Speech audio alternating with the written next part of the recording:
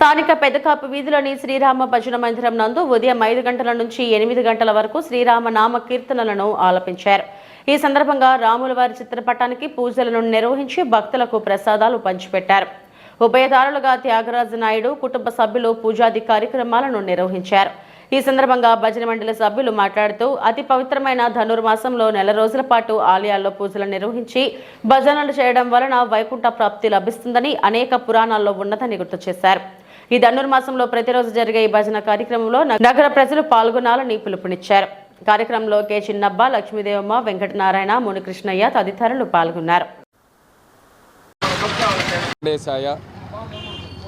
ధనుర్మాసం సందర్భంగా ప్రతి రోజు కూడా పెదకాపు లేఅవుట్లో కావచ్చు, చిన్నకాపు లేఅవుట్ గుడిలో ప్రతిరోజు 5 గంటల నుంచి 8 గంటల సమయంలో ఈ యొక్క భజన కార్యక్రమం జరుగుతుంది. ప్రతి ఒక్కరూ కూడా ఈ భజనకి రావాలి.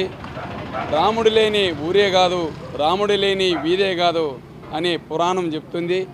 అదేవిధంగా ప్రహ్లాద అంతటివాడే భజన చేయరు నరుడా భజన చేయని అంతటి మహానుభావుడి దేవుడే ఈ భజనకు విచ్చేసినాడు. అదేవిధంగా తిరుపతిలో మనం ప్రతి ఒక్కరూ కూడా ఈ భజనకు రావాలి, హాజరు కావాలి. మరి 13వ తేదీ వరకు ఈ భజన కార్యక్రమం కొనసాగుతుంది. సనాతన కాలం నుంచి భజన అనేది ప్రారంభమైంది. అందరూ కూడా రావాలని కోరుకుంటూ నా పేరు ఎస్ వెంకటాద్రి. జై శ్రీరామ్, జై శ్రీరామ్, జై శ్రీరామ్, జై జై శ్రీరామ్, శ్రీరామచంద్రమూర్తికి, శ్రీరామచంద్రమూర్తికి జై.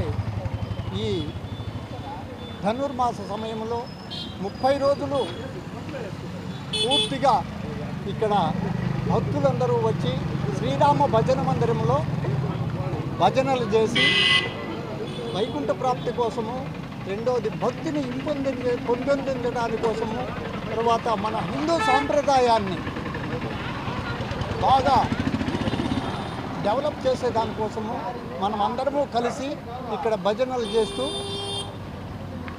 భగవంతుని యొక్క కృపకు పాత్రలు అవ్వాలని మరీ కోరి ప్రార్థన.